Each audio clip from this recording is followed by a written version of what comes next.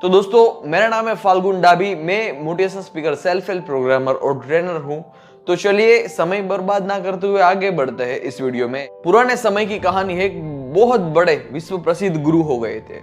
वो भविष्यवाणी करते थे और वो जो भविष्यवाणी करते थे वो सच साबित हो जाती थी। उसने भविष्यवाणी की कि नहीं ये घटना होगी तो वो घटना होती थी। उसने भविष्यवाणी की कि इस समय बारिश होगी इस दिन, तो उस दिन बारिश होती थी उस समय पर। इतने प्रसिद्ध ज्योतिष हो गए थे कि पूरे विश्व में है उसका नाम हो गया था। पूरे विश्व में उसका नाम हो गया था। बच्चे बच्चे उस ज्योतिष को जानते थे। बच्चे बच्चे उस ज्योतिष को जानते थे। और जैसे जैसे जैसे जैसे उसका नाम बड़ा होने लगा, कई लोगों को ईर्ष्या होने लगी। हालांकि कई लोग थे वो उसकी फील्ड में भी नहीं थे, ज्योतिष की फील्ड में भी नहीं थे, तभी उसको ईर्ष्या होने लगी कि इसकी इतनी प्रसिद्धि बड़ी कैसे हो गई। तो दो लड़कों ने, दो मित्र ने उसका बदला लेने की सोची, उसको नापने की सोची कि हम एक प्लान करते हैं, हम ज्योतिष के पास जाते हैं और साथ में एक कबूतर लेते जाएंगे।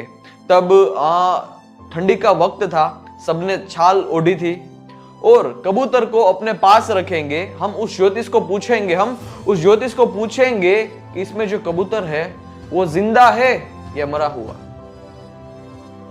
चालाकी देखिए उसकी। वो पूछेगा ज्योतिष को कि ये कबूतर है वो जिंदा है कि मरा हुआ है। एक मित्र दूसरे मित्र को बोलता है कि यदि ज्योतिष ऐसा बोले कि कबूतर जिंदा है तो तुम उसकी गर्दन मरोड़ के उसको मार देना, और यदि वो ज्योतिष ऐसा बोले कि कबूतर मरा हुआ है तो तुम उसे जिंदा निकाल देना। इसलिए ऐसे तरीके से बड़ी ही चतुराई से उसने चाल चल के इस ज्योतिष को गिराने की, उसके नाम की प्रतिष्ठा कम करने की योजना बनाई। दोनों मित्र थे, दोनों शख्स थे, वो ज्योतिष के पास गए। दोनों शख्स ज्योतिष के पास जाकर कहते हैं कि मैंने सुना है कि तुम बड़ी ही अच्छी और सटीक तरीके से ज्योतिष बताते हो, और तुम जो भविष्यवाणी करते हो तुम बड़ी अच्छी तरीके से भविष्यवाणी बताते हो, और तुम्हारी भविष्यवाणी है वो सद बसद सच होती है।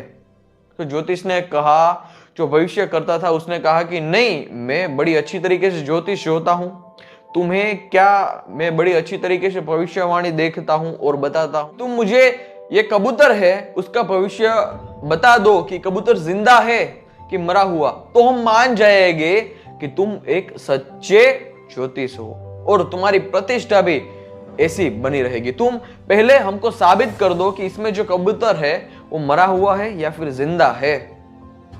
तो ज्योतिष ने इतना आंसर दिया, इतना सटीक तरीके से आंसर दिया कि दोनों मित्र है, वो दोनों शख्स है, वो दंग रह गए।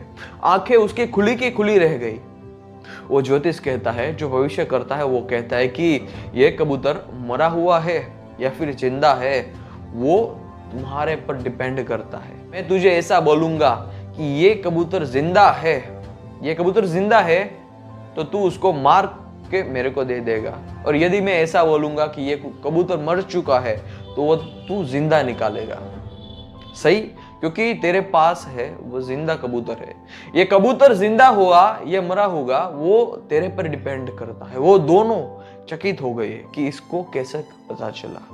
फिर बाद में उस शख्स ने माफी मांगी, उस दोनों शख्स ने माफी मांगी कि हमारी गलती हो गई। इस पूरी कहानी का भावार्थ ये है, इस पूरी कहानी का सार ये है कि हमें अपने जीवन में ईश्वर और गुरु को कभी नापना नहीं चाहिए।